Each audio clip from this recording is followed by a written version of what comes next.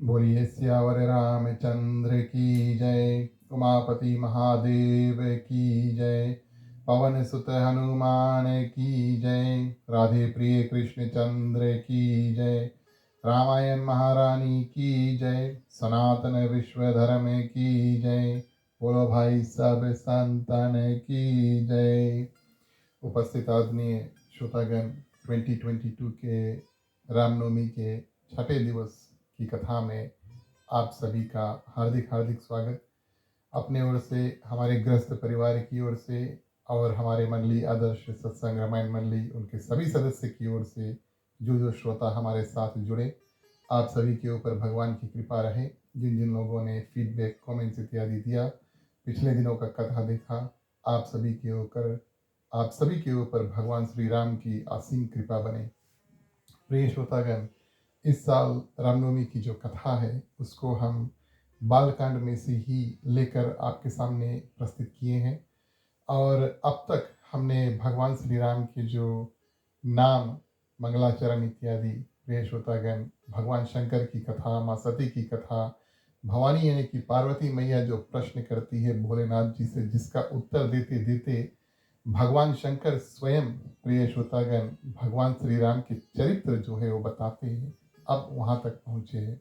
भगवान शंकर माँ पार्वती का विवाह हुआ।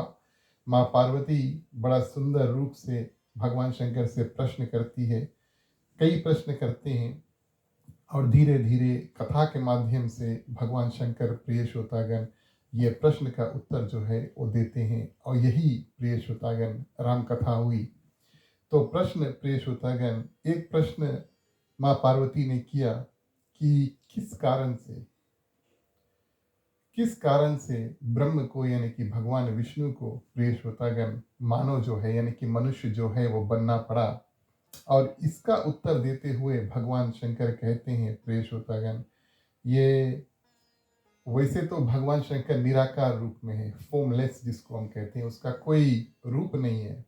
हम और आप मूर्ति स्वरूप, चित्र स्वरूप भगवान को कल्पना स्वरूप जानते हैं कि भगवान वैकुंठ इत्यादि में रहते हैं, कैलाश के ऊपर रहते हैं, लेकिन वैसे तो भगवान का कोई रूप है नहीं। लेकिन प्रिय श्रोतागण, भगवान शंकर कहते हैं कि आवश्यकता आने पर, अगर काम पड़े, तब भगवान शंकर, प्रिय श्रोतागण, कहते हैं कि काम पड़ने पर अलग अलग विविध अवतार जो है उसका धारण करना पड़ता है। निराकार ईश्वर और संतों और भक्तों के लिए, प्रिय श्रोतागण, साकार रूप यानी कि फॉर्म वाले रूप में और रूप धारण करते हैं। बड़ा सुंदर रूप से, प्रिय श्रोतागण, कहते हैं। और ये कथा तो सुंदरकांड में भी आई है। तो भगवान अपने श्री मुख से कहते हैं, यानी कि भगवान श्री राम अपने मुख से कहते हैं, तुम सारिखे संत प्रिय मोरे, धरी दे नहीं आन निहोरे। आप लोगों के ऊपर ज्यादा दुख तकलीफ ना आए, इस कारण से, राक्षसों से रक्षा करने के लिए, और प्रिय श्रोतागण, इन कारणों से मैं अपना जो रूप है बना करके पृथ्वी पर आता हूँ। जब जब हुई धर्म की हानि, बाढ़ही असुर अधम अभिमानी, करही अनीति जाई नहीं बरनी, सीधही विप्र धेनु सुरधरनी। तो ये कारण हुए, प्रिय श्रोतागण, कि भगवान श्री रामचंद्र जी क्यों आते हैं। भगवान शंकर प्रश्न का उत्तर देते हैं। बोले, जब जब भक्तों के ऊपर भीड़ होता है, यानी कि दुख तकलीफ आता है, संत महात्मा के ऊपर दुख तकलीफ आता है, धर्म का हानि इत्यादि होने लगता है, तब भगवान क्या करते हैं, तब तब प्रभु धरी विविध शरीरा, हरे ही कृपा निधि सज्जन पीरा। जो भी कोई संत व्यक्ति रहे, सुंदर भावना के साथ में अपना जीवन निर्वाह करते हैं, अगर उसके ऊपर दुख तकलीफ पड़े, तब भगवान क्या करते हैं, प्रिय श्रोतागण, विविध शरीर, अलग अलग शरीर को धर के और आते हैं। जब अधर्म बढ़ता है, धर्म की हानि होती है, परमात्मा अनेक रूप में, प्रिय श्रोतागण, आते हैं। संत महात्मा, सज्जन, गौ रक्षा और पृथ्वी पे समस्त जंतुओं की रक्षा, प्रिय श्रोतागण, असुर संपत्ति से रक्षा करने के लिए। और भगवान, प्रिय श्रोतागण, युग युग में अवतार लेते हैं, जब आवश्यकता पड़ती है तब। तो प्रिय श्रोतागण, यहाँ पर आवश्यकता वाली बात आई। कभी कभी असुरी संपत्ति जो है वो इतना ज़्यादा हो जाता है, प्रिय श्रोतागण, कि साधारण व्यक्ति जो है और उस असुर इत्यादि का विनाश अपने आप नहीं कर पाते। संसार में, पृथ्वी पर, जब रावण प्रिय श्रोतागण ब्रह्मा जी से वरदान पा लिए कैसे उसको मरना है, तब उसके बाद में उसको और पराजय करना, उससे जीतना असंभव था। मुश्किल नहीं, असंभव था। कोई देवता उससे नहीं जीत पाते, कोई और राक्षस उससे नहीं जीत पाते प्रिय श्रोतागण, कोई और मनुष्य जो है और रावण से वो जीत नहीं पाते। ऐसे ऐसे समय पर भगवान अपने भक्तों को बचाने के लिए प्रिय श्रोतागण विविध शरीर, अलग अलग शरीर जो है उसको बनते हैं। समुद्र मंथन के समय प्रिय श्रोतागण और कक्ष रूप में आते हैं, टोटोइस के रूप में आते हैं, अनेक रूप से आकर के, और जो देवता है, जो संत है, जो महात्मा है, आम व्यक्ति है और जितने भी जंतु हैं, उनको बचाने के लिए भगवान अनेक शरीर धारण करते हैं। तो ये बात भगवान शंकर माँ पार्वती को बताते हैं। जब जब बड़ी भीड़ भक्तन पर, तब तब प्रभु विविध शरीर यानी कि अलग अलग शरीर धर के प्रिय श्रोतागण अनेक रूप से आकर के अपने भक्तों को बचाते हैं। तो ये मुख्य कारण हुआ। अब कल्पना स्वरूप और कथा स्वरूप तो भगवान श्री रामचंद्र जी के जन्म के 5 कारण हैं, जिसे हमने आपसे कल विवरण किया था, और बारीकी से अगले 3 दिनों में, 2-3 दिनों में अवश्य प्रिय श्रोतागण हम एक एक कारण को आपके सामने प्रस्तुत करेंगे। तो भगवान शंकर आगे कथा बताते हैं। बोले भगवान विष्णु के 2 द्वारपाल थे और उनका नाम था जय और विजय। अब द्वारपाल का क्या काम है प्रिय श्रोतागण, की द्वार यानी कि द्वार, उसके आगे खड़ा रहना और सभी लोगों को अंदर जाने का जब अवसर प्राप्त हुए तो अंदर जाओ, जब भगवान शयन इत्यादि कर रहे हैं तब प्रिय श्रोतागण दरवाज़ा बंद कर देते हैं।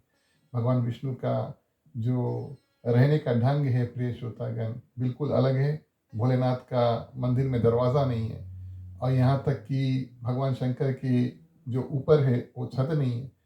लेकिन भगवान विष्णु जो होते हैं, अगर उनके मंदिर में आप जाएंगे तो समय समय पर दर्शन मिलेगा, समय समय पर आरती इत्यादि करने का अवसर प्राप्त होगा।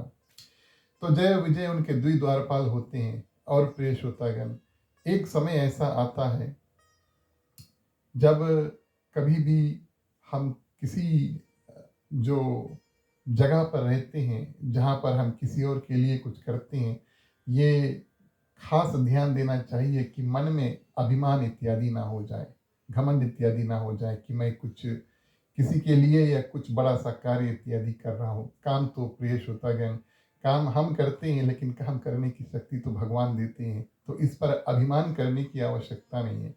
लेकिन ऐसा हुआ कि भगवान के बिल्कुल करीब रहते हुए भी प्रिय श्रोतागण उनके जो द्वारपाल थे जय और विजय, और उनको ये अभिमान हुआ कि अगर हम दरवाज़ा नहीं खोलेंगे तो कोई भगवान का दर्शन नहीं कर पाते।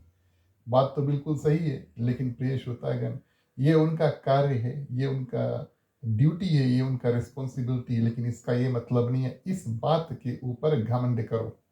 लेकिन उन दोनों के हृदय में ये घमंड उपजा कि अगर हम दरवाज़ा नहीं खोलेंगे तो कोई अंदर भगवान के दर्शन नहीं कर पाएंगे। भगवान ने सोचा कि हमारे भक्त हैं, और प्रिय श्रोतागण इनके जो हृदय में जो घमंड है इसका निवारण अवश्य करना होगा। देखिए भगवान के जो करीब रहते हैं किसी न किसी रूप से, और भगवान उनकी जो दुर्गति है मन से, हृदय से इत्यादि से निकाल देते हैं। और किस रूप से प्रिय श्रोतागण जय और विजय का उद्धार हो, मन में जो अभिमान हुआ उसका उद्धार कैसे हो। और 4 ऋषि आते हैं, और प्रिय श्रोतागण ये दिखने में 5 साल के थे, यानी कि आप अगर उनको देखोगे तो 5 साल के बच्चे जैसे लगेंगे। और सनत कुमार ऋषि 4 भाई थे, आते हैं और कहते हैं कि हमें भगवान के दर्शन करने हैं।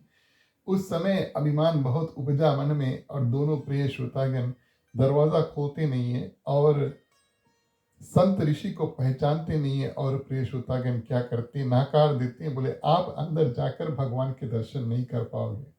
प्रिय श्रोतागण संत ऋषि महात्मा जब भगवान के दर्शन करना चाहते हैं तो उनके लिए कोई समय नहीं है। भक्त जब भगवान को पुकारते हैं कि भगवान हमारे ऊपर कुछ दुख तकलीफ है, आप सहायता करो, तो उसके लिए कोई समय नहीं है। भगवान के प्रति जब हम पूजा पाठ इत्यादि करें, जब मन में धारण कर लिए कि पूजा करना है, उसको करना है, तो उसके लिए भी कोई समय नहीं। और भगवान प्रिय श्रोतागण अपने भक्तों के लिए समय निकालते हैं किसी भी समय।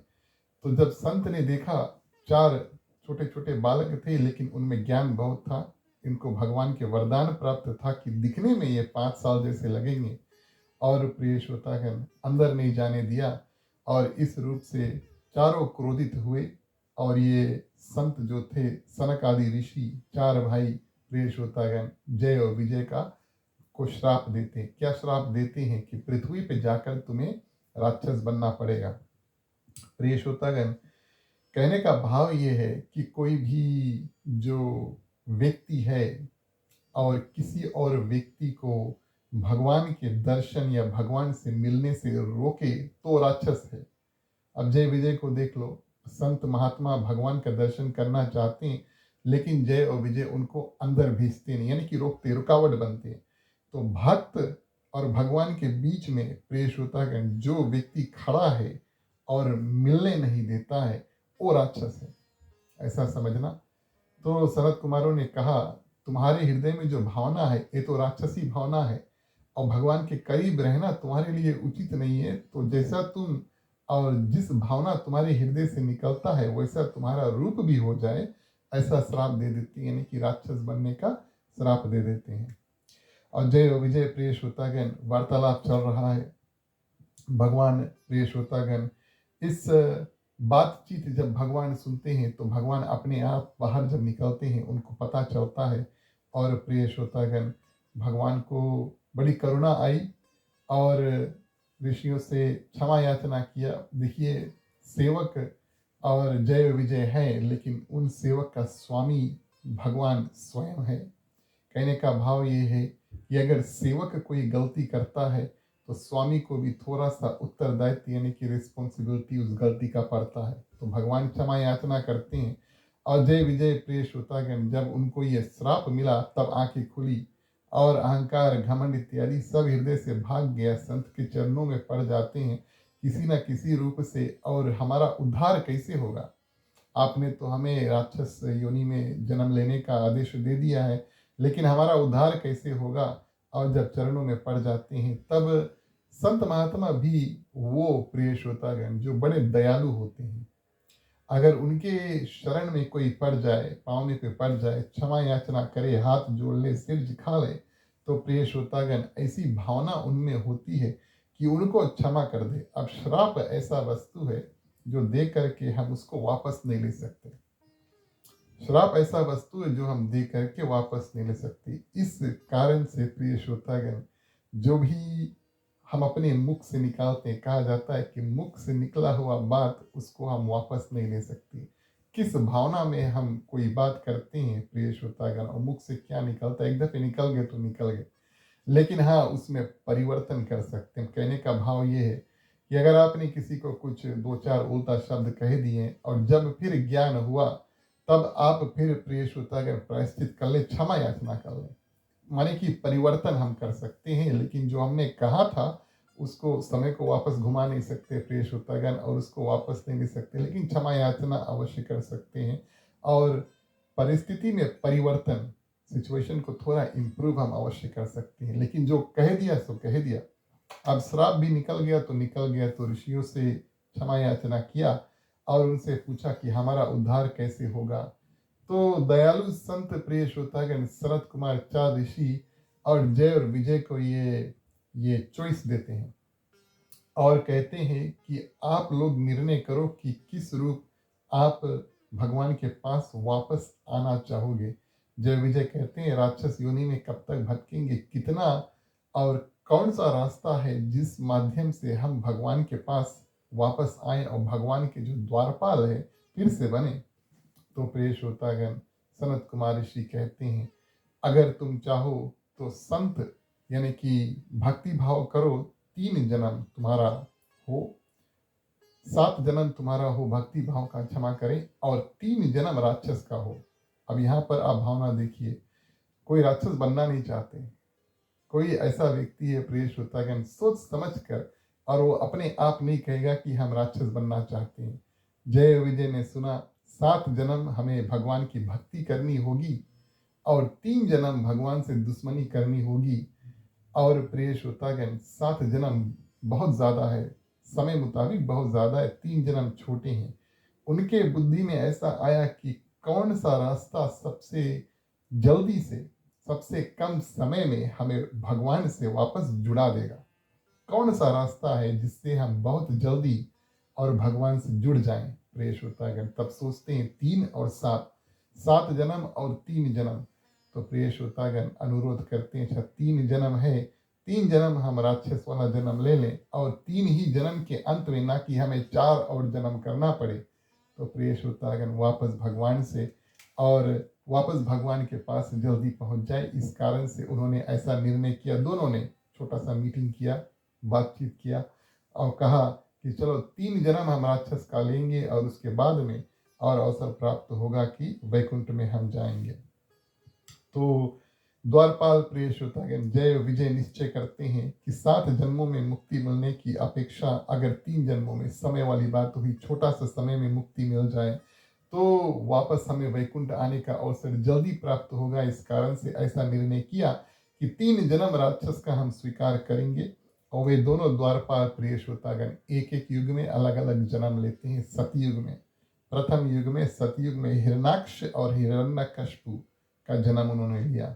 दोनों राक्षस हुए और हिरणाक्ष और हिरण्यकश्यपु का प्रिय श्रोतागण वध करने के लिए, मारने के लिए भगवान 2 अवतार धारण किए, एक वरा रूप और दूसरा नरसिंह, जो खंबा रूप, खंबा फाड़ करके नरसिंह भगवान निकलते हैं। तो भगवान विष्णु ने प्रिय श्रोतागण निर्णय लिया कि अगर ये हमारे सेवक है और इनसे गलती हुई है तो प्रिय श्रोतागण, क्योंकि ये हमारे सेवक है, हमारा भी रिस्पॉन्सिबिलिटी, उत्तरदायित्व बनता है कि हम भी प्रायश्चित करें। और इस कारण से भगवान ने कहा कि आप दोनों का उद्धार 3 जन्म में करने के लिए मैं स्वयं आऊंगा। यानी कि जैसे जैसे आप राक्षस का जन्म धारण करोगे वैसे वैसे हम अलग अलग विविध रूप धर के और प्रिय श्रोतागण आपका वध करेंगे। तो प्रथम प्रिय श्रोतागण जय विजय हिरणाक्ष और हिरण्यकश्यपु सतयुग में हुए, पहला युग में। उनका वध करने के लिए भगवान 2 रूप धारण करते हैं, बड़ा रूप और दूसरा नरसिंह का रूप धारण करते हैं। त्रेता हुआ, सतयुग, त्रेता, द्वापर, कलयुग। तो सतयुग के बाद में त्रेता युग आता है। तो त्रेता युग में प्रिय श्रोतागण यही दोनों जय और विजय क्या करते हैं, रावण और कुंभकर्ण नाम से प्रिय श्रोतागण आते हैं। रावण और कुंभकर्ण का उद्धार करने के लिए कथा विश्व विख्यात है कि भगवान विष्णु भगवान राम का अवतार लेकर के और आते हैं। और द्वापर में भगवान श्री, जो भगवान शंकर जो है माँ पार्वती को जो कथा बताते, संक्षिप्त में बता देते हैं कि इतना इतना जन्म भगवान को लेना पड़ा। तो सतयुग में बताया ऐसे हुआ, त्रेता में ऐसे हुआ, द्वापर में प्रिय श्रोतागण यही दोनों दंतवक्त्र और शिशुपाल के नाम से मनुष्य रूप लेकर के आए। और प्रिय श्रोतागण उनको मारने के लिए भगवान क्या करते हैं, कृष्ण अवतार का धारण किया। और इस रूप में प्रिय श्रोतागण जैसे जैसे जय और विजय और रूप धर के आते हैं वैसे वैसे भगवान भी अनेक अलग अलग रूप धर के आकर के उनका वध इत्यादि करते हैं। तो ये प्रथम कारण भगवान शंकर माँ पार्वती को बताते हैं। पहला कारण बताते हैं, बोले जय और विजय। मुख्य कारण ध्यान दें, जैसे कि हमने शुरू शुरू में बताया, मुख्य कारण ये है जब जब भक्तों के ऊपर भीड़ पड़ती है, संतों के ऊपर तकलीफ आता है, असुरी संप्रदाय बहुत ज्यादा दुख तकलीफ देने लगती है देवताओं को, मनुष्य को, तो भगवान अनेक रूप से आकर के सबकी सहयोग करते हैं, राक्षसों को मारते हैं। ये मुख्य कारण हुआ। लेकिन कुछ और कारण भगवान शंकर प्रिय श्रोतागण लौकिक रूप से भगवान शंकर और माँ पार्वती को कुछ और कारण बताते हैं। उसमें से प्रथम कारण था जय विजय, जो भगवान श्री विष्णु के द्वारपाल थे। अब कथा इस रूप से बढ़ती है कि भगवान शंकर माँ पार्वती को और अलग अलग कारण जो है बताते हैं।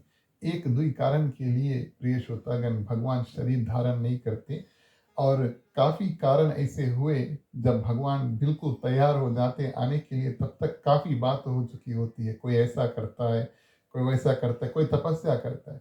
मनु शत्रुपा तपस्या की है, कथा में आगे देखेंगे। तपस्या करते हैं कि भगवान आप हमें पुत्र स्वरूप प्राप्त होना। ये तप की कृपा से प्रिय श्रोतागण भगवान विष्णु क्या करते हैं, शरीर धारण करते हैं। तो अनेक ऐसे ऐसे कारण हुए। तो प्रथम कारण भगवान शंकर बताते हैं कि जो जय विजय द्वारपाल है उनका 3 जन्म में उद्धार इस रूप से हुआ जैसे हमने आपको वर्णन किया। अवतार का दूसरा कारण बताते हैं, एक स्त्री होती है, उनका नाम होता है वृंदा। और प्रिय श्रोतागण, ये सती थी और एक इनका पति तो था, ये एक राक्षस थे, उनका नाम था जलंधर। अब यहाँ पर प्रिय श्रोतागण, कथा ज्यादा जलंधर की नहीं लेकिन उनकी पत्नी की है। क्यों? क्योंकि उनके जो पत्नी है प्रिय श्रोतागण, बिल्कुल उच्च कोटि की जो पतिव्रता नारी है उसको हम कहते हैं। इस कारण से गोस्वामी तुलसीदास जी ने उनको सती कह करके संबोधित किया। और प्रिय श्रोतागण, पति पूजा में भगवान की कृपा से पति पूजा में हमेशा लीन थी। इतना ज्यादा पूजा पाठ वो स्त्री जो है वृंदा करती थी कि उसके पति कुछ भी कर ले, कोई अच्छा काम कर ले अच्छा बात है, कुछ बुरा काम कर ले, और प्रिय श्रोतागण कोई उसको पराजय नहीं कर पाता, कोई उसे जीत नहीं पाता। उनकी जो शक्ति थी वो घर में बैठ करके प्रिय श्रोतागण पूजा पाठ के माध्यम से अपने जो सुहाग है, यानी कि अपने सुहाग यानी कि जलंधर की रक्षा इत्यादि इतना सुंदर से करते थे। प्रिय श्रोतागण कामना करते थे कि मेरा जो सुहाग है सुखी हो, उनको कोई दुख तकलीफ इत्यादि नहीं आए। इस कारण से प्रिय श्रोतागण जलंधर को कोई जीत नहीं पाता। और इस रूप में प्रिय श्रोतागण, अब जब उनको कोई जीत नहीं पाता तो भगवान विष्णु और भगवान शंकर प्रिय श्रोतागण निर्णय करते हैं कि किसी न किसी रूप से, और सती जो वृंदा है, जो स्त्री है, उनके जो पतिव्रता धर्म है उसको भंग करना होगा। और अगर नहीं भंग किया तो ये राक्षस जो है जलंधर अपने पत्नी के नाम पर प्रिय श्रोतागण, और पत्नी इतना ज्यादा पूजा पाठ करती है, संसार में तबाही मचा देगा। इस कारण से प्रिय श्रोतागण भगवान शंकर क्या करते हैं, जलंधर से युद्ध करने लगते हैं। और भगवान विष्णु क्या करते हैं, और जलंधर का रूप धर के और जो सती वृंदा है उसके पास जाकर के उनका स्पर्श छू लेते हैं। आपको यहाँ पर अनेक कथा सुनने को मिलेगी। गोस्वामी तुलसीदास जी जिस कथा का वर्णन करते हैं उसी कथा को हम आपके सामने वर्णन करते हैं। लेकिन यहाँ पर अनेक ग्रंथों में अनेक संत अलग अलग रूप से कथा बताते हैं कि क्या हुआ।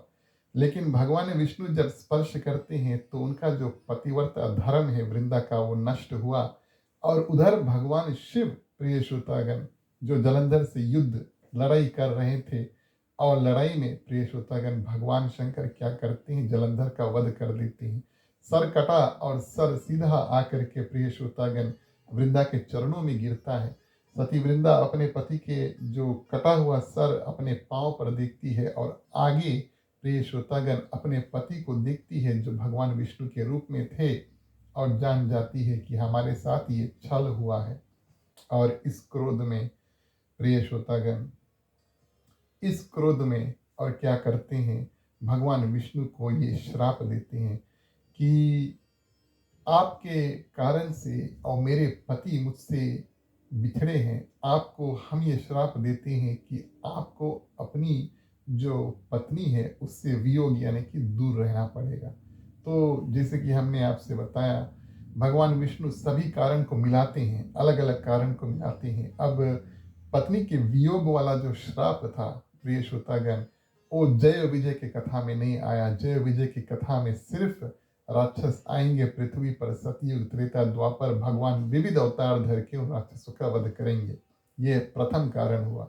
लेकिन दूसरे सती वृंदा की कथा में ये जुड़ा कि वृंदा ने प्रिय श्रोतागण भगवान को श्राप दिया कि आपके माध्यम से हमारे जो पति है उनका वध हुआ और हम अपने पति से वियोग यानी कि दूर बिछड़े।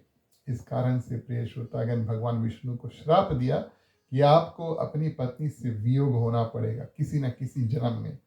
इसी कारण से रावण आकर के प्रिय श्रोतागण जब माँ सीता को हर के लेकर चल देता है तो भगवान श्री राम और माँ सीता के बीच में वियोग यानी कि दूरी हो जाती है कुछ दिनों के लिए। इस कारण से कि माँ सती जो सती वृंदा थी उन्होंने प्रिय श्रोतागण श्राप दिया था। तो ये दूसरा श्राप दिया। अब ग्रंथों में ऐसा कथा आया है तो इस कथा की भी हम पूर्ति कर देते हैं। यही वृंदा को प्रिय श्रोतागण, क्योंकि देखिए वृंदा का इसमें कोई दोष नहीं था, जालंधर का दोष था, इस कारण से उसका वध हुआ। लेकिन प्रिय श्रोतागण, वृंदा का जो दोष है बिल्कुल नहीं था। इस कारण से भगवान प्रिय श्रोतागण उनके श्राप को स्वीकार करते हैं एक, और दूसरा प्रिय श्रोतागण उनको वरदान भी देते हैं कि इसके बाद में आपका जो रूप है वृंदा वो बदलेगा और आप एक पौधा के नाम से प्रसिद्ध होगी जिसका नाम होगा तुलसी। और ये जो तुलसी पौधा होगा ये मेरे पूजन के लिए बहुत काम आएगा। आपको हम आशीर्वाद देते हैं कि हर साल हम आपसे स्वयं विवाह करेंगे। तुलसी विवाह जब होता है प्रिय श्रोतागण, शालिग्राम पत्थर और ये जो तुलसी का पौधा है, इन दोनों का विवाह सुंदर रूप से वर वधु के रूप में किया जाता है। ये भगवान की असीम प्रिय श्रोतागण कृपा जो है वृंदा के ऊपर थी, और उन्होंने ऐसा आशीर्वाद दिया कि आप इसके बाद में और विश्व विख्यात हो जाओगी, और आपका जो तत्व होगा यानी कि तुलसी का पौधा होगा, तुलसी का पत्ती होगा, वो मेरे लिए बहुत प्रिय होगा। इस कारण से जब हम भगवान विष्णु, भगवान श्री राम, भगवान श्री कृष्ण की पूजा करते हैं तो तुलसी अवश्य काम में लाते हैं। लेकिन वही प्रिय श्रोतागण, और भगवान शिव ने जलंधर का वध किया था, इस माध्यम से तुलसी का जो पौधा है भगवान भगवान शिव को चढ़ाया नहीं जाता। उसके प्रसाद में हम धर सकते हैं लेकिन उनको अर्पित नहीं करते। तो प्रिय श्रोतागण, ये दूसरा कारण भगवान शंकर बताते हैं माँ पार्वती से। पहला कारण जय विजय, दूसरा कारण सती वृंदा के बारे में बताते हैं, और तीसरा कारण प्रिय श्रोतागण जब बताना शुरू करते हैं, कहते हैं कि एक बार नारद जी जो भगवान विष्णु के परम भक्त थे, एक बार नारद जी ने भी और भगवान विष्णु को श्राप दिया था, और इस कारण से भगवान को अवतार धारण करना पड़ा।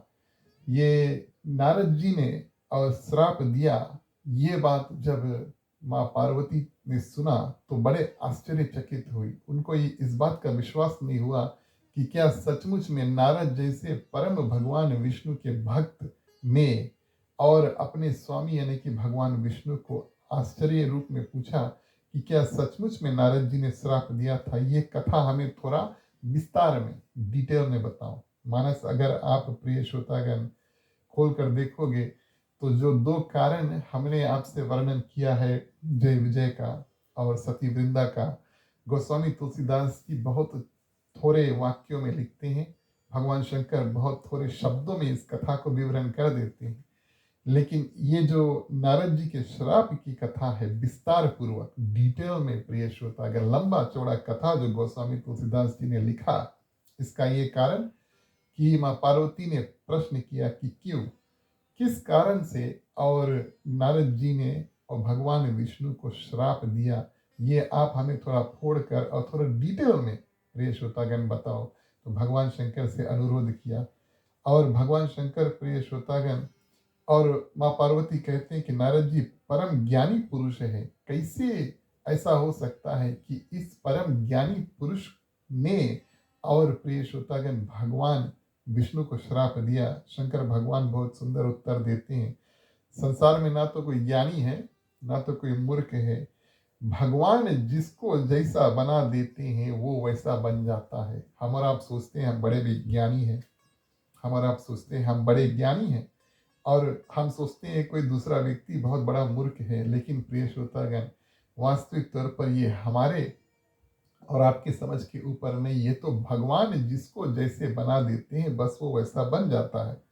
तो पार्वती जी ने प्रार्थना किया, प्रिय श्रोतागण नारद जी तो बड़े ज्ञानी थे, और ज्ञानी जो व्यक्ति है वो इतनी मूर्ख रूप से कैसे ऐसा हुआ, इतनी मूर्खता से कैसे काम आए कि भगवान विष्णु को उन्होंने श्राप दे दिया। एक कथा आप हमें विस्तार में सुनाओ, डिटेल में सुनाओ।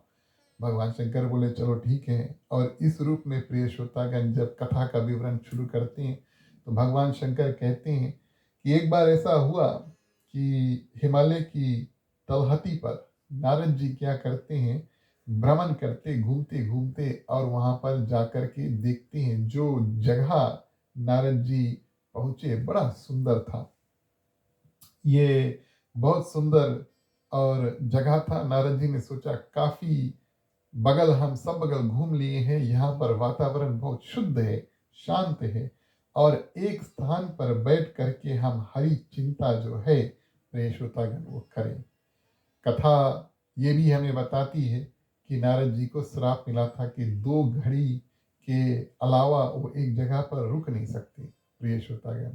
लेकिन यहाँ पर नारद जी बैठ जाते हैं, बोले चलो भगवान की भक्ति थोड़ा बैठकर मन में भगवान का जाप कर लें, ऐसा करते हैं।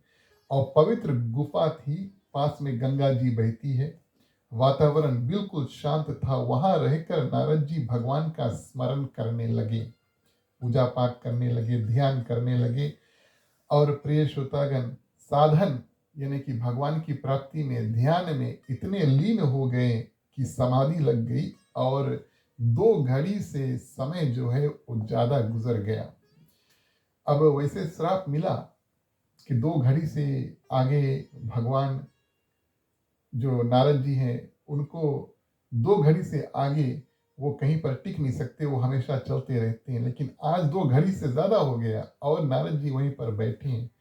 प्रिय श्रोतागण, कोई भी श्राप कितना बड़ा हो, लेकिन भगवान की कृपा हो जाए तो वो श्राप भी वापस चल देते हैं। अब नारद जी को देखो, किस कारण से वो बैठे हैं, वो भगवान की भक्ति करने बैठे हैं, मन में भगवान का जाप कर रहे हैं, एक जगह शांत चित।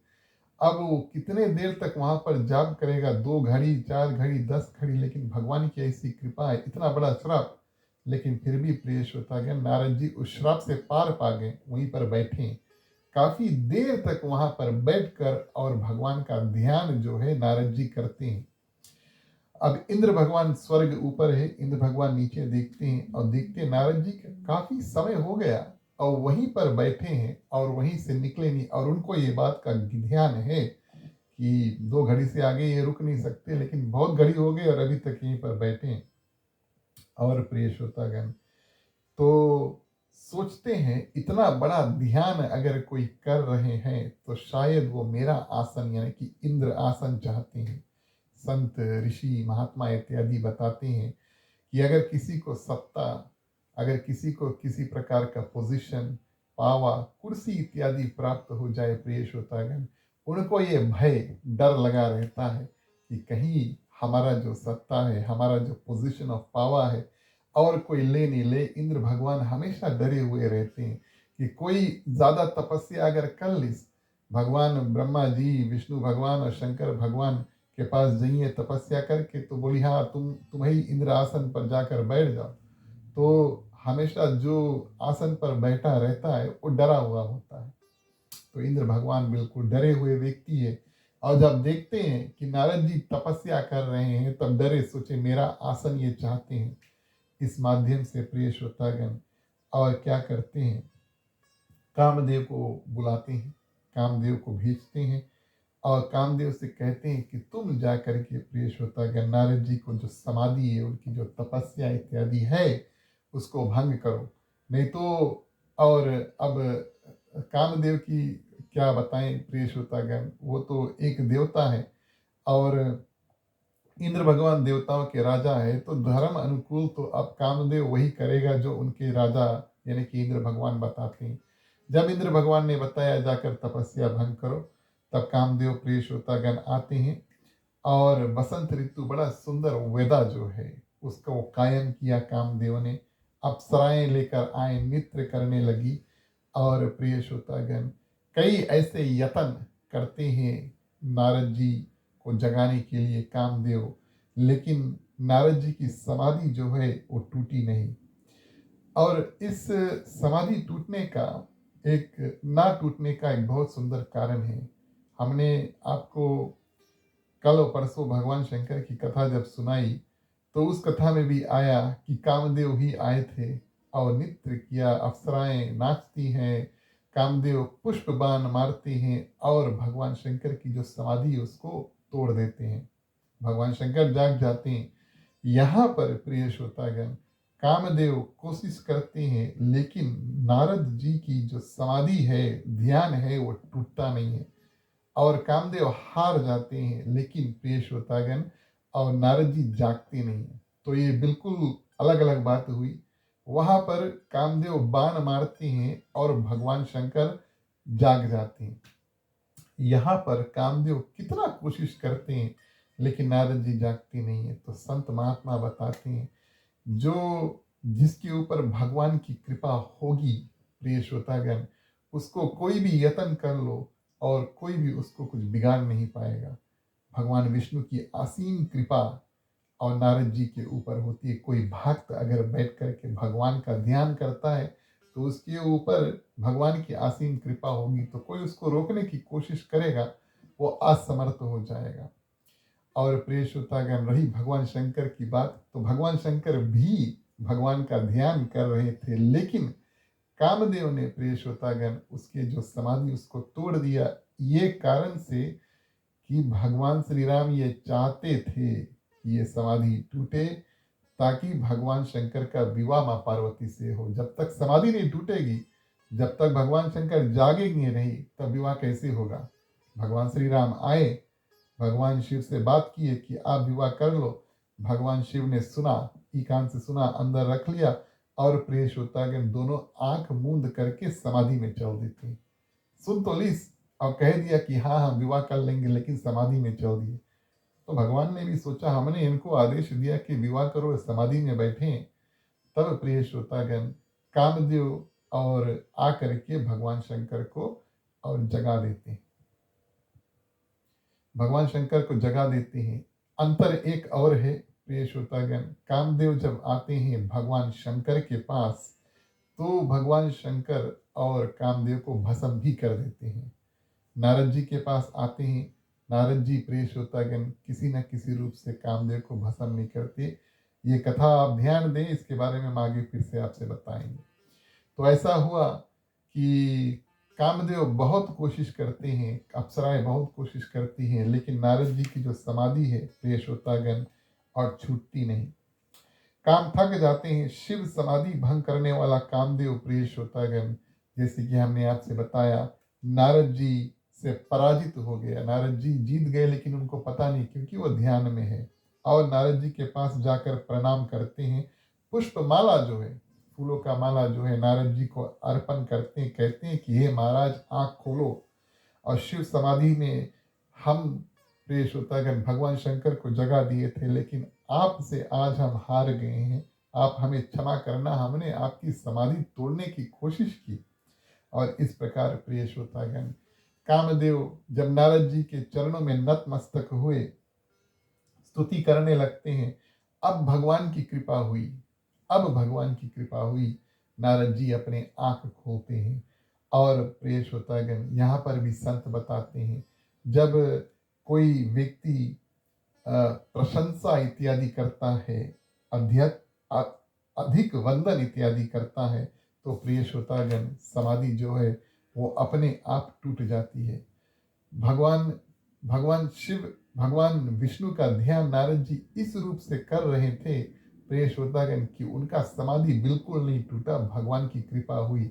लेकिन जैसे कामदेव आकर के नारद जी की प्रशंसा करने लगते हैं, स्तुति करने लगते हैं, वंदना करने लगते हैं, उस रूप से, प्रिय श्रोतागण, जो नारद जी भगवान से नाता जोड़ रहे थे ध्यान के माध्यम से, वो टूट जाता है।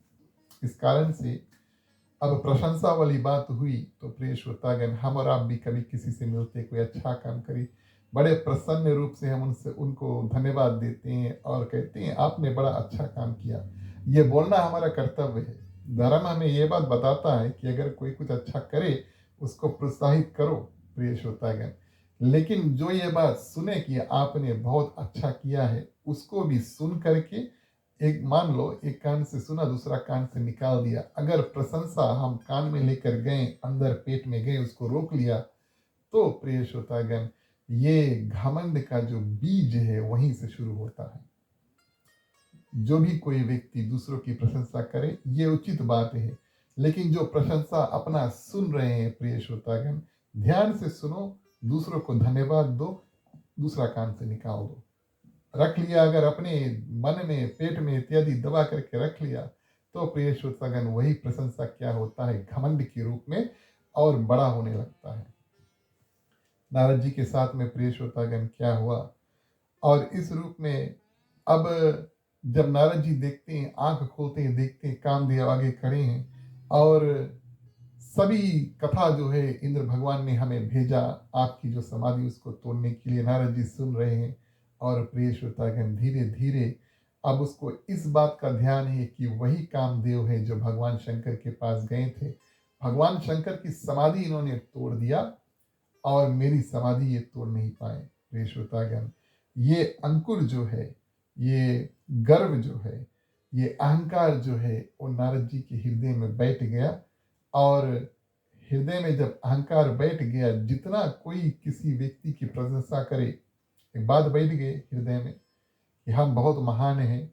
और कोई व्यक्ति जैसे कामदेव आकर प्रशंसा करते हैं कि हाँ आप बहुत महान हैं, तो मान लो एक बीज यानी कि एक बिया अगर मन में है, तो उसके ऊपर कोई पानी छोड़ रहा है, तो बिया के ऊपर अगर पृथ्वी पर हो बिया, उस पर पानी छोड़ोगे तो वो पेड़ बन जाता है, पौधा बन जाता है।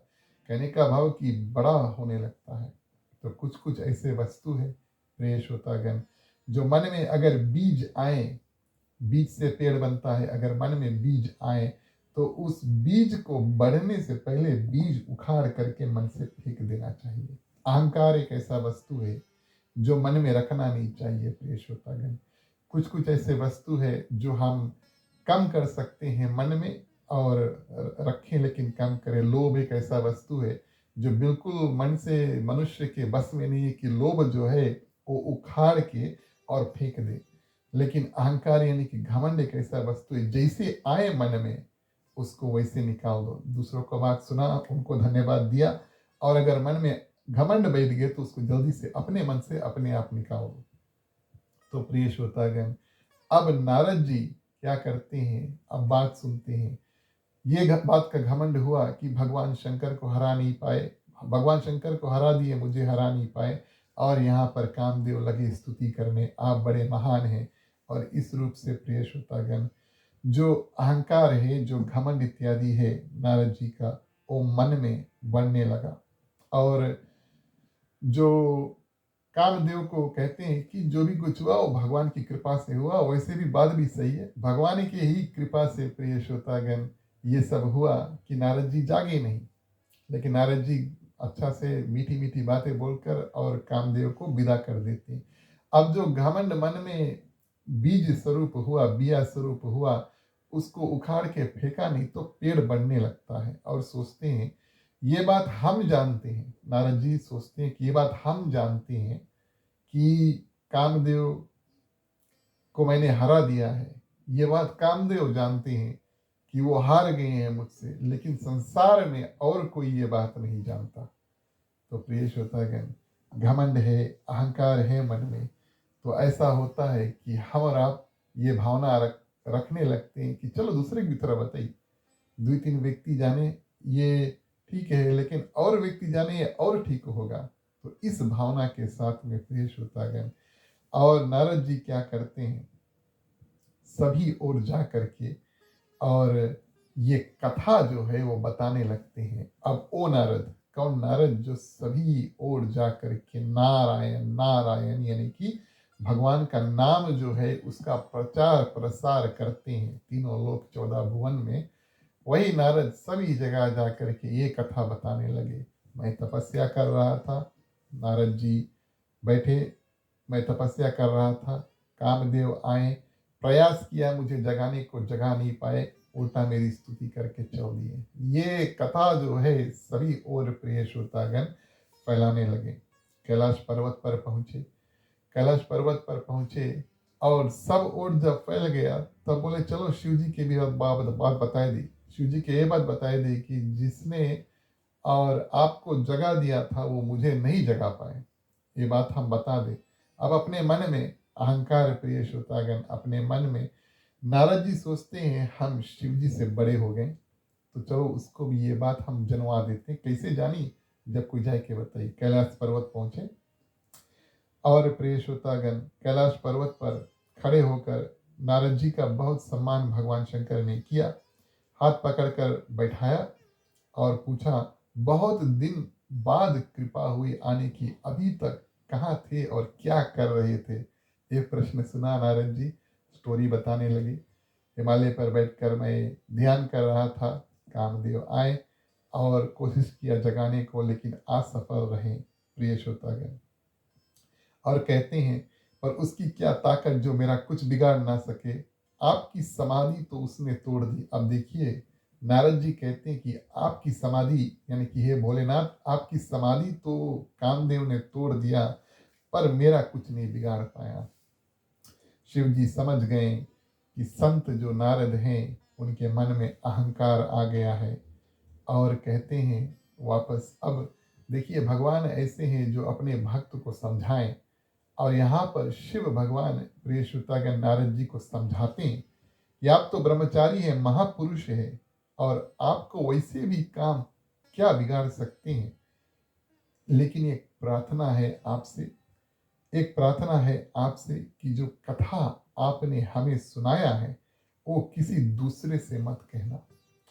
हमारा मन में कोई अभिमान है प्रिय श्रोतागण, उसको अपने आप निकाल कर फेंक देना चाहिए, ना कि इसको संसार में जा करके बताएं इतने बड़े, इतना अच्छा काम इत्यादि कर लिए। और वही सलाह जो है और भगवान शंकर नारद जी को देते हैं कि कथा आपने हमें बता दिया, स्टोरी यहीं पर एंड कर दो, चैप्टर बुक इत्यादि यहीं पर बंद कर दो। इसके बाद में आप किसी से जाकर ये बात नहीं बताना। आप संत व्यक्ति हैं, लोग आपसे रामचरित्र, लोग आपसे हरिचरित्र, भगवान शिव कहते हैं नारद जी, लोग से आप मिलते हैं, नारायण नारायण इत्यादि सुनना चाहते हैं, और आपसे हरि कथा इत्यादि सुनना चाहते हैं। और प्रिय श्रोतागण, काम चरित्र आपसे नहीं सुनना चाहते कि कामदेव, और आपने कामदेव को हरा दिया है, ये चरित्र वो नहीं सुनना चाहते। यानी कि काम चरित्र संत के मुख से शोभा नहीं देते। फिर से कहते हैं, काम के चरित्र प्रिय श्रोतागण संत के मुख से शोभा नहीं देते। ये सलाह और भगवान शंकर नारद जी को बताते हैं। आपने गलत राह पकड़ा है धर्म के रास्ते में प्रिय श्रोतागण। अगर कोई संत, कोई भी व्यक्ति हो और उल्टा रास्ता पकड़ ले, तो संत महात्मा गुरुजन, ये उनका उत्तरदायित्व, रिस्पॉन्सिबिलिटी है कि उनको सुधारो। तो भगवान शंकर बताते हैं कि आपने जो रास्ता पकड़ा, आप गलत रास्ता पकड़ा है कामचरित्र के वर्णन में, और आपने प्रिय श्रोतागण उल्टा मेरा भी समय नष्ट कर दिया। इतने देर से हम बातचीत कर रहे हैं, ये किसी काम का नहीं है। और अब यहाँ से आगे आप हो सके तो ये बात किसी और से जाकर मत बताना। अब देखिए, जिसके हृदय में अभिमान, घमंड इत्यादि भर गया है, उसको कभी कभी हम समझाने की भी कोशिश करते हैं तो वो नहीं समझता है। भगवान शंकर की सलाह प्रिय श्रोतागण नारद जी को अच्छी नहीं लगी। सुंदर सलाह दिया, लेकिन अहंकार यानी कि घमंड के कारण से उनको ये जो सलाह है वो अच्छा नहीं लगा। उन्होंने विचार किया कि ये बात भगवान शंकर को शायद ठीक नहीं लगी, और भगवान शंकर ये बात यहीं पर रोक देना चाहते हैं। और अब थोड़े देर रुक करके नारद जी निकलते हैं, और नारद जी से काम विजय की बात प्रिय श्रोतागण, विष्णु भगवान से आप जाकर ना कहना ये बात। ये भगवान शंकर नारद जी से कहते हैं, हमसे बताई दिया, लेकिन विष्णु भगवान से बात जाकर नहीं बताना। प्रिय श्रोतागण, किस कारण से कहते हैं कि ये जो नारद जी विष्णु भगवान के परम भक्त हैं, अब अपने परम भक्त के हृदय में घमंड, अहंकार देखकर विष्णु भगवान को दुख होगा, और इसके कारण से नारद जी से कहा भगवान शंकर ने, सबसे बताई दिया यहीं पर रोक दो, खास तौर से विष्णु भगवान से ये बात नहीं बताना। लेकिन अब तक तो ये घमंड पूरा पेड़ प्रिय श्रोतागण बड़ा होकर के और फल देने लगा। नारद जी सोचते एक के व्यक्ति बचा है, सबसे तो बता ही दिया, बोले एक के व्यक्ति बचा है वो भगवान विष्णु, चलो उसके पास चलते हैं। और प्रिय श्रोतागण वही कथा दोहराते हैं कि हम बैठे थे, कामदेव आए, कोशिश किए, लेकिन हमें जगा नहीं पाए। भगवान विष्णु मन में बड़े हंसे और सोचते हैं कि मेरा स्मरण करके, यानी कि नारद जी जब बैठे थे, कामदेव आए थे, तो मन में किसका स्मरण किया नारद जी ने? विष्णु भगवान का। अब जिसने मन में विष्णु भगवान का स्मरण किया, उसको क्या कामदेव प्रिय श्रोतागण जीत सकते हैं? ऐसा हो नहीं सकता। तो विष्णु भगवान मन में बहुत हंसे, क्या बात है, मेरा स्मरण साधन किया, मेरा स्मरण के बल से, और आपने कामदेव को जीत लिया, और अब मेरे आगे आकर के अपनी बढ़ाई जो है वो कर रहे हो। और कह तो सकते थे कि आपकी कृपा से हमने कामदेव को जीत लिया है, लेकिन ये बात प्रिय श्रोतागण नारद जी नहीं कहते। तो विष्णु भगवान ने बहुत सुंदर उत्तर दिया। प्रिय श्रोतागण कहते हैं कि महाराज आप तो संत हैं, और आपके स्मरण से मनुष्य काम को तो क्या अहंकार को भी जीत सकते हैं। और कहते हैं कि संत व्यक्ति जो होते हैं प्रिय श्रोतागण, ध्यान माध्यम से और अहंकार और काम दोनों को जीत सकते हैं। फिर आपने काम को विजय प्राप्त कर लिया है, इसमें कोई बड़ी बात नहीं है। ये तो होना ही था कि आप कामदेव से जीत जाएंगे, इसमें कोई बड़ी बात नहीं है। कहने का भाव ये भगवान विष्णु समझाने की कोशिश करते हैं कि ये कोई बात की बात ही नहीं है जो आप सभी ओर फैला रहे हैं। नारद जी ने कहा, अब कहते हैं कि ये तो आपकी कृपा है, और मैं तो निमित्त मात्र हूँ, मैं तो छोटा हूँ, लेकिन मन में अहंकार पूरा भरा हुआ है प्रिय श्रोतागण। और कभी कभी हम कह तो देते हैं कि जो करते हैं भगवान कराते हैं, हम तो कुछ नहीं करते, लेकिन फिर भी अपने ऊपर बहुत ज़्यादा घमंड होता है। अभी नारद के समय ऐसा हुआ। अब भगवान विष्णु प्रिय श्रोतागण सोचते हैं कि नारद जी ब्रह्मचारी है, और उन्होंने जो व्रत धारण किया है, वो उस व्रत को प्रिय श्रोतागण अब वो विचलित है। वो व्रत अब नारद जी इससे आगे निभा पाएंगे या नहीं। इससे आगे नारद अपना ब्रह्मचारी का जो व्रत है और नारायण नारायण का जो रट इत्यादि है, वही उन्होंने प्रण ठाना था कि जिंदगी भर यही करेंगे। क्या ये प्रण अब वो पूरा कर पाएंगे जब उसकी हृदय में घमंड आ गया है? इसका कुछ करना पड़ेगा। भगवान के परम भक्त होते हैं प्रिय श्रोतागण, किसी न किसी रूप से अगर वो उल्टे रास्ते पर जा भी चलना भी लगते हैं, तो भगवान क्या करते, उनको कोशिश करते, अच्छे रूप से बुरे रूप से किसी रूप से उनको कोशिश करके फिर वापस प्रिय श्रोतागण असली रास्ते पर, सही रास्ते पर लेकर आ जाते हैं। ये भगवान की कृपा है, ये भगवान की करुणा, ये भगवान की दया है। और विष्णु भगवान सोचते हैं नारद जी के लिए अब हमें कुछ करना होगा, नहीं तो इसका कल्याण नहीं होगा। ये हमारे परम भक्त हैं, और प्रिय श्रोतागण इनका इनका देखभाल करना ये मेरा कर्तव्य है, मेरा रिस्पॉन्सिबिलिटी है। इस कारण से विष्णु भगवान सोचते हैं अब तो कुछ करना होगा, ताकि नारद जी के मन से ये घमंड प्रिय श्रोतागण निकल जाए। नारद जी विदा लेकर चले, और भगवान प्रिय श्रोतागण क्या करते हैं, अब अपनी माया का इस्तेमाल करते हैं। सरल रूप से हम आपको माया का अर्थ समझाएं, और माया का जो डेफिनेशन है बहुत विस्तार है, और भगवान श्री कृष्ण अर्जुन को श्रीमद् भागवत गीता में बताते हैं। भगवान श्री राम कई बार रामचरितमानस में माया के बारे में बात करते हैं। लेकिन माया का एकदम सरल अर्थ अगर हम आपको समझाएं बड़े ही संक्षिप्त में, तो कोई भी वस्तु है जो हमें और आपको भगवान को देखने से या भगवान को महसूस करने से रुकावट बनता है, बीच में आता। हमारे और भगवान के बीच में अगर कोई वस्तु है, तो प्रिय श्रोतागण उसको हम माया समझे, और माया भगवान के अधीन है, और भगवान की कृपा से ही प्रिय श्रोतागण हम उस माया को बगल हटा करके और भगवान का दर्शन कर पाएंगे। ऐसा माया को हम समझे। तो भगवान अब माया की नगरी बनाते हैं। माया के माध्यम से उन्होंने ये निर्णय लिया कि नारद जी का जो अहंकार है उसको हम अब हटाएंगे, और उसको वापस प्रिय श्रोतागण, ताकि संसार नारद जी को पूजे। अभी जब जब कोई भी व्यक्ति जाता है, घूमता घामता है, नारायण नारायण करता है, तो सब कोई उससे अच्छा से बातचीत इत्यादि करेंगे। आगे चल के नारद नारायण नारायण छोड़ के और प्रिय श्रोतागण भक्ति भाव छोड़ के यही कथा जो है कि हमने कामदेव को जीत लिया, हमने कामदेव को जीत लिया, संसार भर में यही फैलाई, उसका कल्याण नहीं होगा। इस कारण से प्रिय श्रोतागण भगवान विष्णु क्या करते हैं, माया की नगरी जो है 100 योजन विस्तार वाली एक माया की नगरी बनाई। उसका राजा था, और राजा का नाम था शील निधि। और प्रिय श्रोतागण ये सब माया का, बनावटी भगवान विष्णु की शक्ति माध्यम से प्रिय श्रोतागण नगरी बनता है।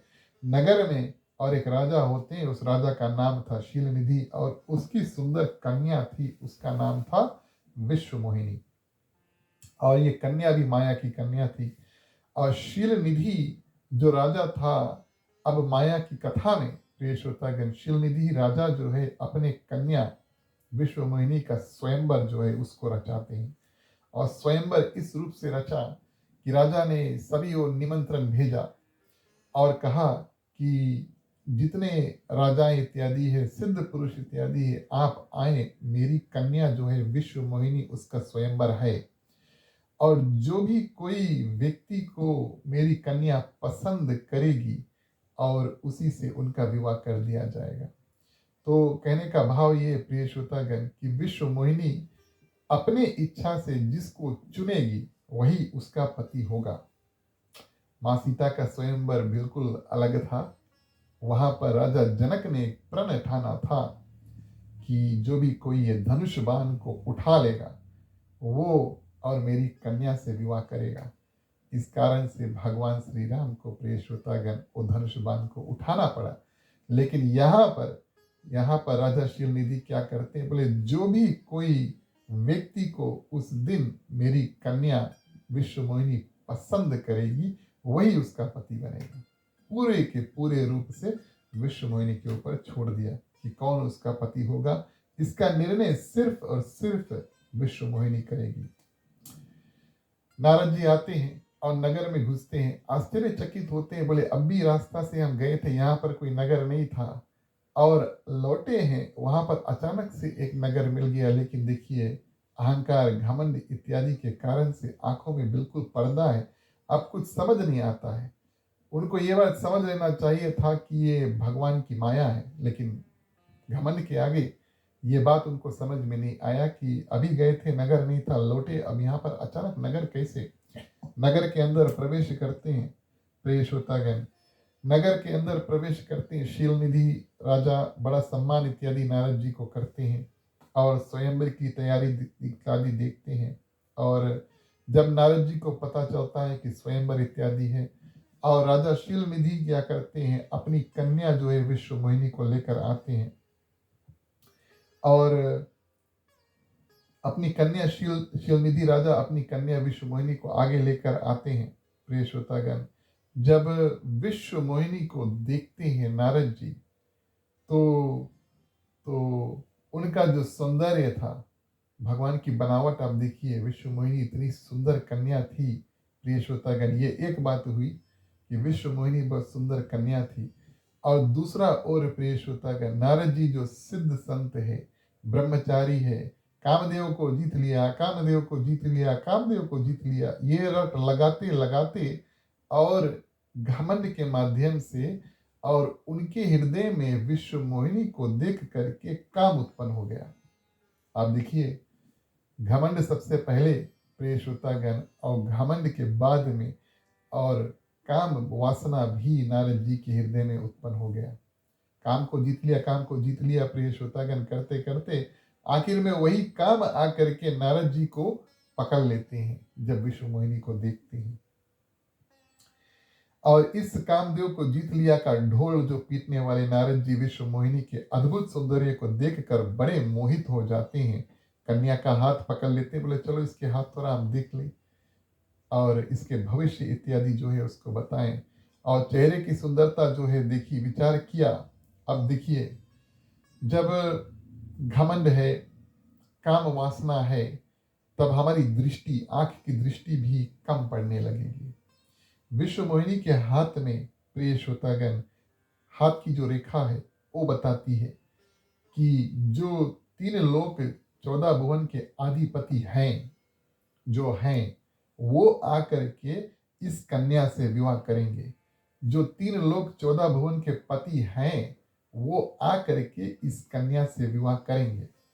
नारद जी एक और घमंड, दूसरे ओर काम मन में बैठाएं और प्रिय श्रोतागण इस कारण से वो उनकी जो दृष्टि है वो फीकी पड़ गई।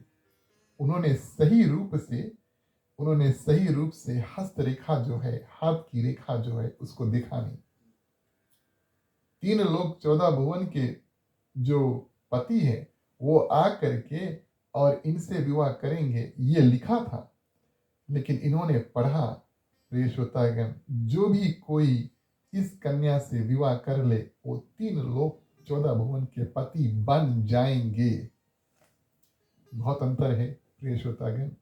पहले से जो है वो आकर इनके साथ विवाह करेंगे, ये लिखा था। नारद जी पढ़ते हैं, कोई भी इससे विवाह कर ले, वो 3 लोग 14 भुवन के पति बन जाए। अब अहंकार है, घमंड है, काम वासना है, और ज्ञान भी कम होने लगा। किस बात का ज्ञान? नारद जी को यह बात जानना चाहिए कि 3 लोग 14 भुवन के पति भगवान विष्णु पहले से हैं, तो दूसरा 3 लोग 14 भुवन के पति कैसे पैदा हुई जब भगवान विष्णु पहले से हैं? ये बात भी भूल जाते हैं कि पहले से हैं, और हम बन जाएंगे 3 लोग 14 भुवन के पति। भगवान विष्णु का क्या होगा, इस बात की चिंता नहीं, इस बारे में सोचते भी नहीं। बस यही सोचते हैं, इतनी सुंदर कन्या है, और जो भी कोई इससे विवाह करेगा, 3 लोग 14 भुवन के पति बन जाएंगे।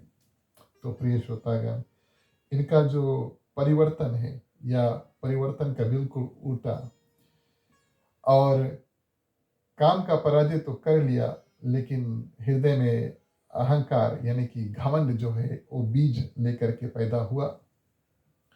अहंकार के माध्यम से प्रिय श्रोतागण और काम वासना पैदा हुआ, और उसके बाद में, काम वासना के बाद में प्रिय श्रोतागण, अब मन में लोभ जो है वो पैदा हुआ। देखिए ये सीक्वेंस है। तो घमंड, अहंकार, उसके बाद में प्रिय श्रोतागण काम वासना, उसके बाद में लोभ। इस कारण से हमने कथा में कहा था कि जब जब घमंड, अहंकार मन में आए, तो उसको जल्दी से मन से निकाल दो, नहीं तो और बुरे बुरे वस्तु हमारे मन में पैदा होने लगते हैं। तो प्रिय श्रोतागण, जब हस्तरेखा देखा, तब सोचा, अब लोभ किस रूप से उत्पन्न हुआ? बोले, हमें अगर इस कन्या से विवाह कर ले, तब हम 3 लोग 14 भुवन के पति बन जाएंगे।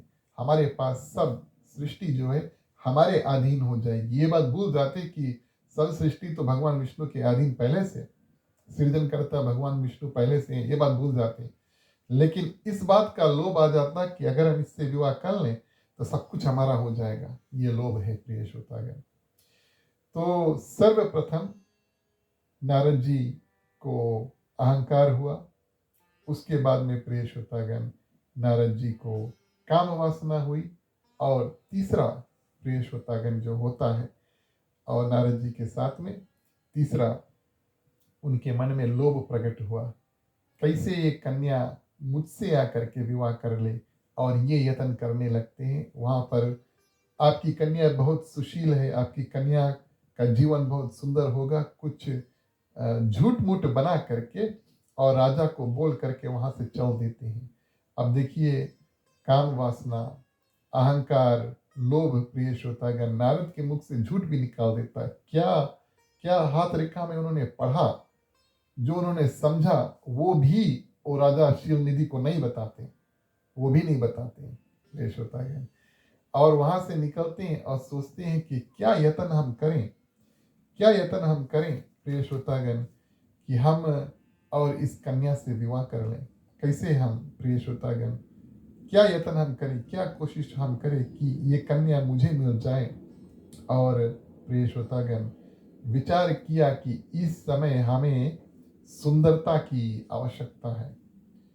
अब किस कारण से कि विश्व मोहिनी जो कन्या थी, बहुत सुंदर थी, बहुत बहुत अधिक सुंदर थी, और सोचते हैं कि उनका लायक सुंदरता हमारे अंदर अगर आ जाए, हमारे चेहरे पर, हमारे तन में अगर आ जाए, तब ये हमसे विवाह कर ले। क्योंकि जो स्वयंवर था, यही तो था कि विश्व मोहिनी जिसको पसंद करेगी वही से विवाह करेगी।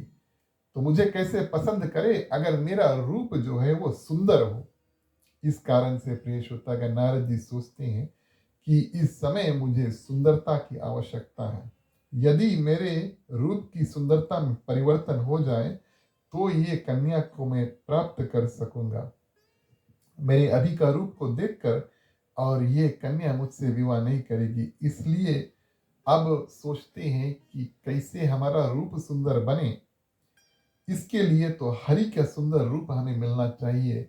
भगवान हरि यानी कि भगवान विष्णु और उनके सुंदर रूप से सुंदर और कुछ पृथ्वी पर है नहीं। नारद जी ये बात जानते हैं और सोचते हैं अगर भगवान हरि का रूप मुझे मिल जाए तब ये कन्या मुझसे विवाह कर ले, क्योंकि मैं वहां पर सबसे सुंदर पुरुष जो है वो होऊंगा और विश्व मोहिनी आकर के मेरे गले पर स्वयंवर का जयमाला जो है उसको डाल देगी। नारद जी ने हरि की स्तुति की। अब भगवान को देखिए प्रिय श्रोतागण, इधर नारद जी हरि की स्तुति करते हैं, उधर हरि प्रकट हो गए यानी भगवान विष्णु स्वयं प्रकट हो गए। लीला देखिए भगवान की और कहते हैं कि वर मांगो, क्या चाहते हो। नारद जी ने बोला कि प्रभु आप अपना रूप मुझे दे दीजिए और इसके बिना हम इस कन्या को प्राप्त नहीं कर पाएंगे। भगवान ने कहा, प्रिय श्रोतागण, भगवान यहाँ पर नारद जी को दो तीन बातें बताते हैं। एक बताते हैं कि अगर वैद्य यानी कि डॉक्टर के पास, हमारे और आपके पास भी शायद वैद्य यानी कि डॉक्टर होगा, हम उनके पास जाएं, हम बीमार हैं और हम अपने डॉक्टर के पास जाएं और अपने डॉक्टर से ये कहें कि ये दवा हमें पसंद है, आप हमें लिख के दे दो, हम इस दवा को खाना चाहते हैं। हम अपने मन से जो चाहते हैं कि हमें ये दवा अच्छा लगे, ये दवा हमें देना। तो डॉक्टर भी प्रिय श्रोतागण हमें ये हमारी पसंद की दवा नहीं देगा। डॉक्टर हमें ये, वैद्य हमें ये दवा देगा जिससे हम ठीक हो जाएंगे। वो जानता है कि हमारे लिए उचित क्या है और वैद्य का कर्तव्य है प्रिय श्रोतागण, जो अपना मरीज है, पेशेंट है, उसको ठीक करना, ना कि उनके मन की बात जो है वो मान लेना। ये वैद्य का परम धर्म होता है कि जो उनका जो मरीज है उसको ठीक करे, ना कि उसके मन गढ़ंत की बात को मान करके जो वो चाहते हैं उसको दे दे। नारद जी समझाते हैं, प्रिय श्रोतागण उदाहरण देते हैं नारद जी को भगवान विष्णु और कहते हैं कि जिस रूप में आपका कल्याण हो, जिस रूप में आपका परम कल्याण हो, वो रूप हम आपको दे देंगे। तो प्रिय श्रोतागण अब वही बात हुई कि अहंकार, फिर काम वासना, प्रिय श्रोतागण, और इसके बाद में लोभ, और इसके बाद में जब भगवान विष्णु ने कहा कि जिस रूप में आपका परम कल्याण हो वो रूप हम आपको देंगे, नारद जी ने सुना लेकिन समझा कि भगवान अपना रूप हमें दे देंगे। तो भगवान की बात को प्रिय श्रोतागण सुना लेकिन सही रूप से उसको समझा नहीं और बड़े खुशी हुए, बड़े खुशी हुए। अगले दिन अब प्रिय श्रोतागण स्वयंवर का जो समय है वो आया और सभी जितने लोग वहां पर आए थे और स्वयंवर के मंडप में पहुंचते हैं, नारद जी भी आते हैं और सबने उठकर उनका सम्मान इत्यादि किया। देखिए भगवान विष्णु भले ही नारद जी को कुरूप यानी कि बानर का रूप दे देते हैं, भले ही बानर का रूप दे देते हैं, लेकिन ये बात, ये रूप जो है वो सभी लोग देखते नहीं है। ये भगवान की कृपा ऐसी थी कि नारद जी का जो जो रूप है, कुरूप है, कोई और देखकर उनको हंसेंगे नहीं। कौन कौन लोग वहां पर थे प्रिय श्रोतागण, जिन्होंने बानर वाला रूप जो है नारद जी का देखा। स्वयं विश्व मोहिनी, उन्होंने जब देखा तो भगवान विष्णु ने जो रूप दिया नारद को वो रूप देखा, बानर वाला रूप, बंदर वाला रूप देखा। चेहरा बिल्कुल बंदर सा, कुरूप, मोटा, बिल्कुल सुंदर नहीं, ऐसा शरीर विश्व मोहिनी ने देखा। और प्रिय श्रोतागण भगवान शिव ने दो गण नारद जी के पीछे पीछे भेजा था और जब नारद जी गए थे भगवान शिव से बात करने तो भगवान विष्णु समझ गए थे कि इनका देखभाल अब किसी न किसी रूप से करना होगा। ये अपनी सुध-बुध भूल चुके हैं, इस कारण से अपने दो गण भेज देते हैं, बोले जाओ हो सके तो इसको संभालना। इस कारण से दो गण को भेज देते। ये दो गण जो है उन भगवान शिव की कृपा से नारद जी का जो बानर वाला रूप है वो देखते हैं। बचे कुचे जितने लोग वहां पर थे, राजा इत्यादि थे, शिवनिधि इत्यादि थे, उन्होंने नारद जी का नारद वाला रूप देखा। तो भगवान की कृपा से प्रिय श्रोतागण, नारद जी का जो सही रूप है वो सभी ने देखा। ऐसा हो नहीं कि भगवान ने ऐसा निर्णय लिया, ऐसा कार्य किया कि सारा दुनिया जो है वो देख करके नारद जी के बानर वाला रूप पर हंसे, ऐसा हो नहीं। तो भगवान अपने भक्तों के ऊपर प्रिय श्रोतागण इस रूप से कृपा करते हैं कि जितना जितना आवश्यकता है काम बनने के लिए उतना ही करते हैं प्रिय श्रोतागण। विश्व मोहिनी देखती है कि कोई बानर वाला रूप लेकर के और हमारे सामने यहाँ पर बैठा है। और संत गोस्वामी तुलसीदास जी बताते हैं, अब यहाँ पर लीला की कथा हुई, कुछ संत इसको अलग अलग रूप से कथा बताते हैं, लेकिन प्रिय श्रोतागण एक संत ऐसा बताते हैं कि विश्व मोहिनी ने और नारद जी की तरफ देखा भी नहीं। जो रूप कोई बना करके आए तो भगवान के अधीन जो माया है उसको स्वीकार नहीं करती। नारद जी तो रूप बदल कर आए। और दूसरे संत लीला माध्यम से कथा बताते हैं कि नारद जी बिल्कुल सामने बैठे थे, जैसे विश्व मोहिनी अंदर प्रवेश करे पहला व्यक्ति जो है वो नारद जी दिखाएं, ऐसा नारद जी बैठे थे। लेकिन प्रिय श्रोतागण क्या करते हैं, और जब विश्व मोहिनी आगे बढ़ने लगती, नारद जी बोले शायद मैं देखिस नहीं। जल्दी से दौड़कर थोड़ा और आगे जाते हैं, फिर थोड़ा और आगे जाते हैं, और विश्व मोहिनी आगे चलते चलते अंत में भगवान विष्णु प्रिय श्रोतागण और राजा का रूप लेकर के आते हैं। और विश्व मोहिनी क्या करते हैं, वरमाला जो है वो भगवान विष्णु के गले में जो राजा वाला रूप लेकर आए थे गले में डाल देते हैं और इन दोनों का विवाह हो जाता है। नारद जी बड़े आश्चर्यचकित होते हैं और सोचते हैं कि भगवान हरि ने कहा था कि तुम्हारा कल्याण होगा, लेकिन लेकिन विश्व मोहिनी ने हमारे गले में जो जयमाला उसको डाला नहीं। और शिव भगवान के दो गण प्रिय श्रोतागण जो इशारा कर रहे थे दूर से नारद जी से, बगल हट जाओ, बगल हट जाओ, सबके सामने नहीं आना। वो बाद में, अब विवाह इत्यादि हो गया तो बाद में नारद जी से मिलते, नारद जी उनको श्राप दे देते हैं, हमें उल्टा सीधा तुम लोग इधर उधर से इशारा कर रहे थे दूर से, तुम दोनों जाओ और राक्षस बन जाओ प्रिय श्रोतागण।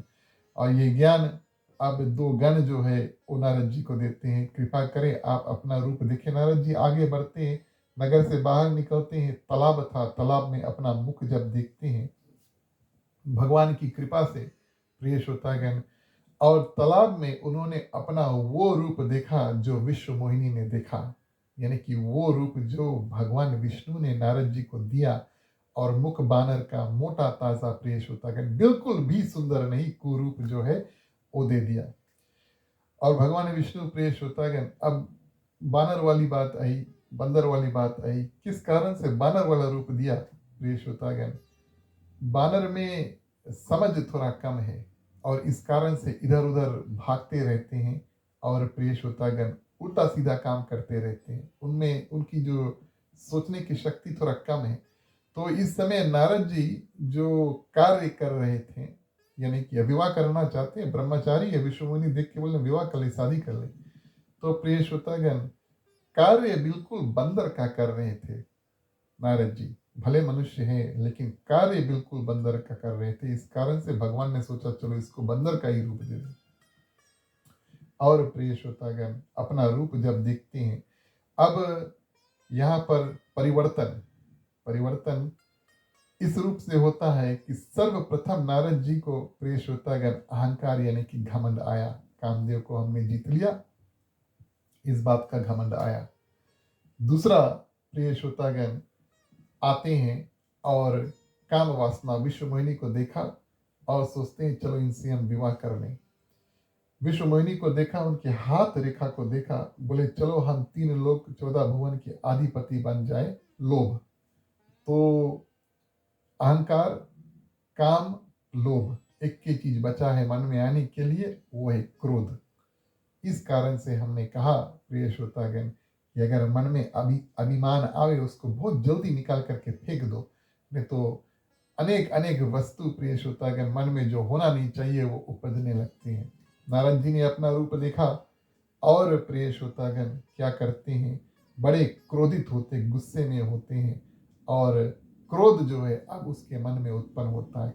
कैसन रूप हमें दे दी, हमने जो मांगा था वो हमने दिया नहीं, और इस बात का ध्यान नहीं कि भगवान ने ये बात कहा था कि जिस रूप में तुम्हारा कल्याण हो और वो रूप हम देंगे।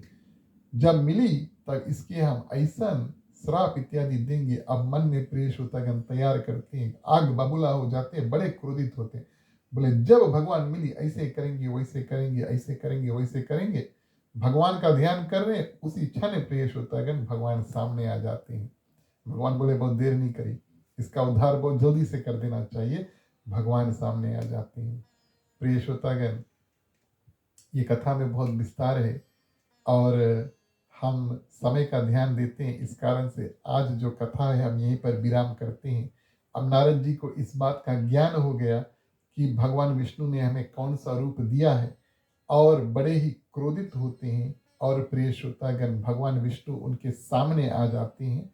यहाँ से हम कथा कल आगे लेकर चलेंगे, और किस रूप से नारद जी ने श्राप दिया और भगवान विष्णु ने सभी श्राप को अपनाया, ये कथा हम कल आपसे वर्णन करेंगे। आज की कथा जिन जिन लोगों ने सुना, आप सभी के ऊपर भगवान की असीम कृपा रहे। रामनवमी के उपलक्ष्य में प्रिय श्रोतागण सभी भक्तों के ऊपर देवी देवता, खास तौर से भगवान श्री राम, राम परिवार की जो कृपा है वो हम सभी के ऊपर रहे, आप सभी के ऊपर रहे। चलिए प्रार्थना के साथ में आज की जो कथा है उसको हम अंत करेंगे। हमारा और आपका मुलाकात कल शाम फिर 7:30 न्यूजीलैंड टाइम फेसबुक और यूट्यूब के माध्यम से होगा। स्वस्ति प्रजभ्य परिपालयन्ता न्यायेन मार्गे मही महिषा गौब्राह्मणभ्यो शुभमस्तु नित्यं लोका समस्ता सुखिनो भवन्तु सर्वे भवन्तु सुखिना सर्वे सन्तु निरामया सर्वे भद्राणि पश्यन्तु मा कष्ट दुःख भागवते आपुत्र पौत्रणां सन्तु पौत्रीणां सन्तु पौत्रीणां निर्धनां साधनां सन्तु जीवन्तु शार्दं शतं मम जीवन्तु शार्दं शतं मम जीवन्तु शार्दं शतं मम। ओम शांति शांति शांति।